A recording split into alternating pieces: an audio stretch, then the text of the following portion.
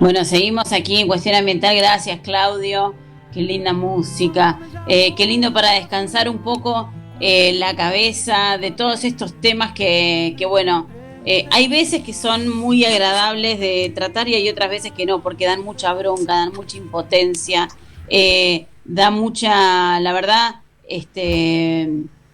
bronca, sí, bronca es la palabra, porque como escuchábamos recién, el manejo de los residuos del fracking en la Argentina eh, es por lo menos irregular, si le podemos poner algún calificativo, y no solo pasa con este tipo de actividades extractivas, sino también pasa en otras actividades. Y una de las cosas que está sucediendo últimamente es tratar de poner al ambientalismo, tratar de presentar al ambientalismo como en contra del desarrollo productivo, como que si nosotros denunciamos estas cosas que están ocurriendo a 1500 kilómetros de Buenos Aires, nos oponemos a esa actividad o a otras tantas.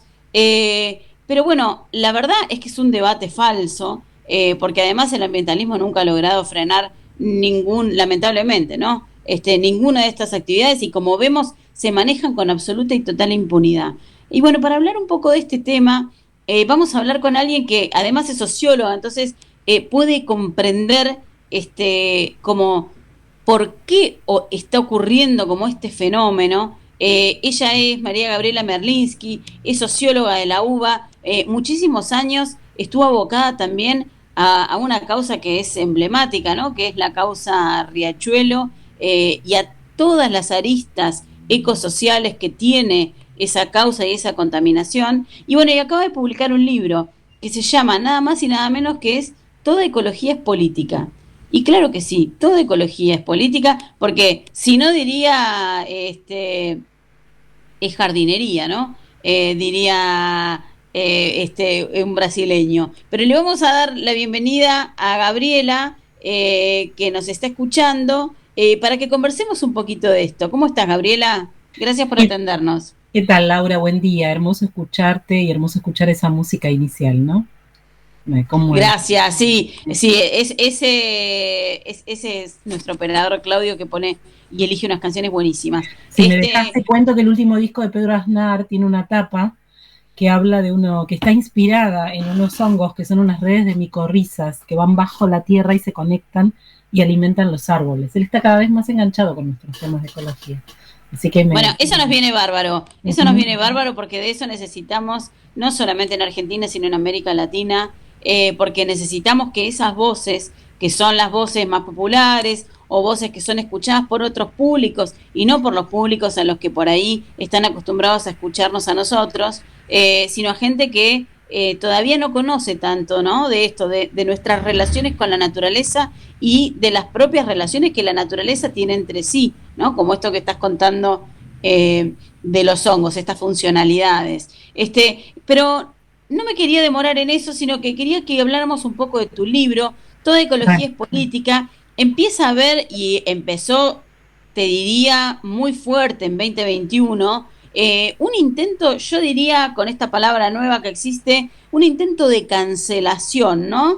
De que cualquier cosa que pueda decir alguien en contra de un proyecto productivo, proyectos productivos que además les ponen, viste, verde, no importa que sea, ahora es verde, eh, y que cualquier cosa que sea una voz en contra, un argumento, algo para rebatir, es ya estoy en contra del desarrollo, quiero vivir en la era de las cavernas.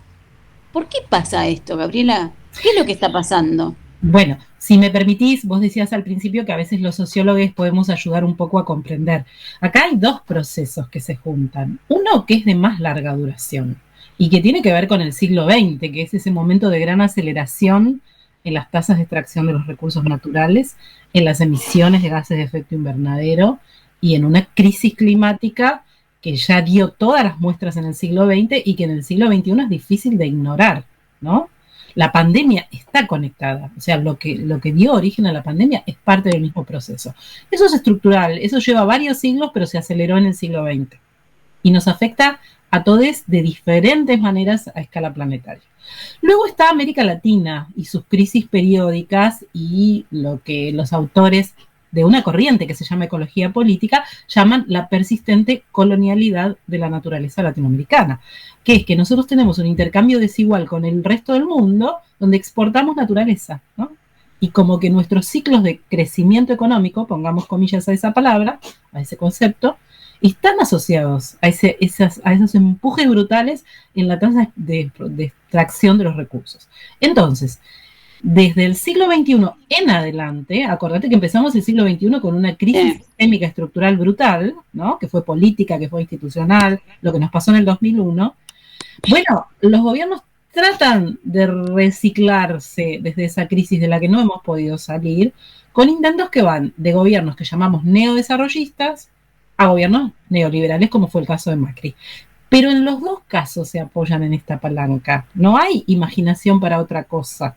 Por eso exacto, porque ahí sí que no hay grieta, ¿no? Ahí no hay grieta. Entonces, ahora se suma la brutal crisis económica que está acompañando la pandemia. Entonces hay yo te diría una desesperación por conseguir divisas a como dé para poder sostener el Estado, los servicios, etcétera. Y a como dé ya es una discusión que va perdiendo el debate sobre el desarrollo, porque no se está hablando más del desarrollo. Se habla simplemente de que necesitamos dólares, que necesitamos pagar la deuda externa, que necesitamos redistribuir, pero si la matriz productiva no cambia, seguimos cada vez más consumiendo naturaleza. Eso genera daños al ambiente, daños a las personas porque es daño a la salud, y un poco lo que yo decía en ese artículo que salió ayer en Infobae. También desde el punto de vista económico es irracional, porque quemamos capital natural. Dentro de 20 años, ¿qué vamos a extraer? ¿Qué vamos a producir? ¿Qué agua vamos a tener? Lo que pasa es que hay una ceguera de no querer discutir a largo plazo. Claro, absolutamente. Y es esto, ¿no?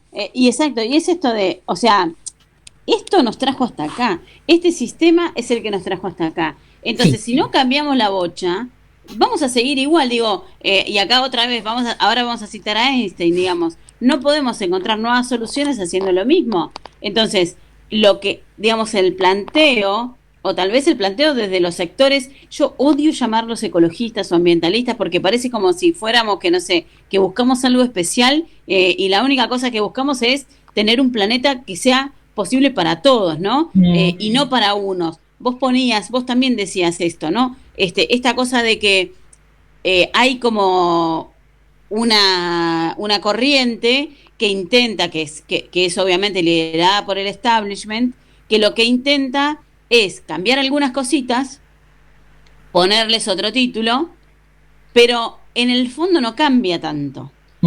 Ahora, ese mundo o ese futuro es un futuro que no es inclusivo, porque es un futuro que sigue dejando afuera a más gente y más gente, como lo que sucede hoy.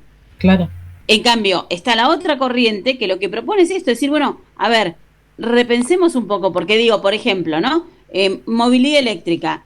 Bueno, ¿vamos a decir que está mal la movilidad eléctrica? No, no está mal la movilidad eléctrica. Ahora, hay un montón de pero sí, ¿no? Esta cosa que como aparece en inglés, ¿no? What if? Porque depende de la fuente de alimentación que tenga, o sea, si sigue siendo combustibles fósiles, estamos en lo mismo.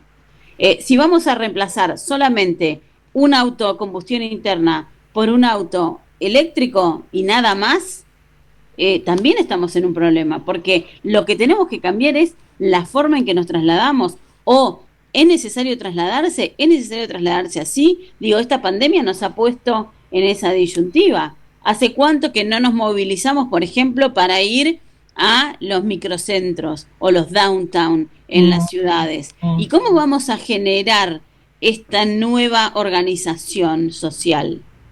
Hay un autor que está citado en el libro que se llama Martin Heyer, que él dice que un poco, por supuesto que no hay un único ambientalismo, eso ya dejémoslo de lado, hay múltiples y los hubo siempre a lo largo de la historia, y hay diferencias internas, y hoy en día también hablamos de ecologismo popular, ¿sí? Pero esa discusión fue muy fuerte en los 70 del siglo pasado, cuando surgieron las cumbres, ¿no? La cumbre de medio ambiente que fue en Estocolmo, después la de Río, etcétera. Y él dice que como respuesta a esa crisis sistémica, a ese reclamo muy fuerte del movimiento antinuclear, pacifista, etcétera, es que surgió esta propuesta de la modernización ecológica, así se llama, que es win-win.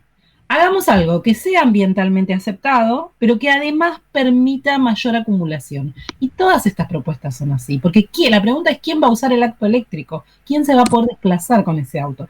Entonces, la otra pregunta que surge y que está muy presente, por eso yo insisto mucho con las experiencias en América Latina, en el libro, en muchas experiencias de América Latina, es un debate sobre la justicia ambiental, que es realmente el enfoque, el movimiento que se opone o que disputa esta definición de la justicia, de la modernización ecológica, perdón, que es la idea de, por supuesto que hay una crisis y que tenemos que enfrentarla y tenemos que salir, pero la pregunta de cómo se sale involucra otros saberes, involucra la discusión sobre políticas del conocimiento, involucra la vieja cuestión distributiva, cómo se conecta la cuestión social con la ambiental. Vos hablabas hoy del riachuelo. El riachuelo es un ejemplo extraordinario de que si no hay soluciones sociales, no las hay en el campo ambiental, porque la gente que vive en los bordes del riachuelo, afectada por la contaminación, con impacto a la salud, ya pasaron más de 15 años y siguen en la misma situación. ¿Por qué ese patrón no se altera? Porque no estamos discutiendo la distribución. Mientras no discutamos la distribución,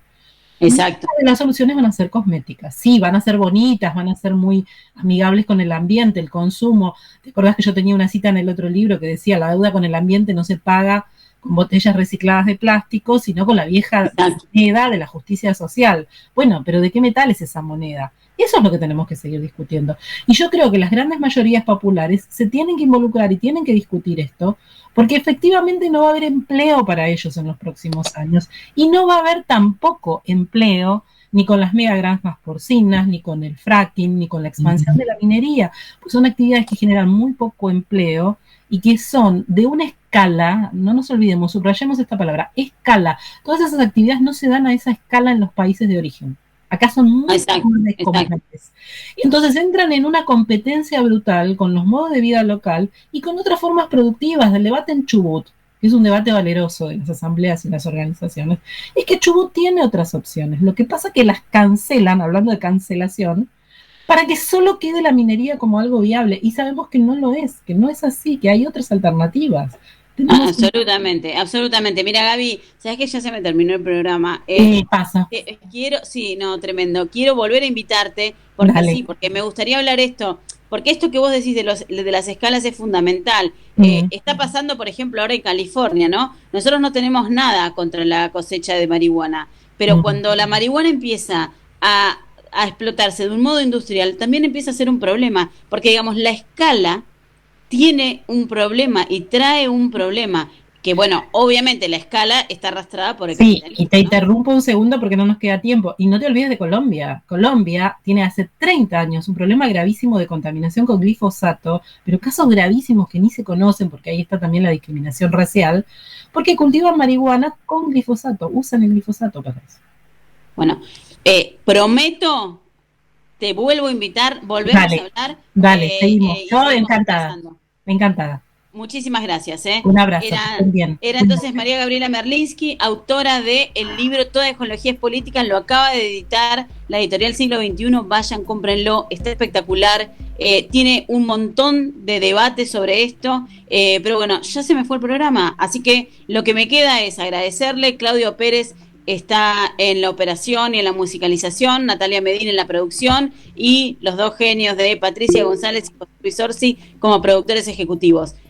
Me despido, que tengan un buen fin de semana y bueno, como siempre, cuando nos volvemos a encontrar, volvemos a hablar de ambiente, naturaleza, crisis climática y también, bueno, cómo podemos resolver, cómo podemos mejorar esta relación con el mundo que nos rodea. Chau.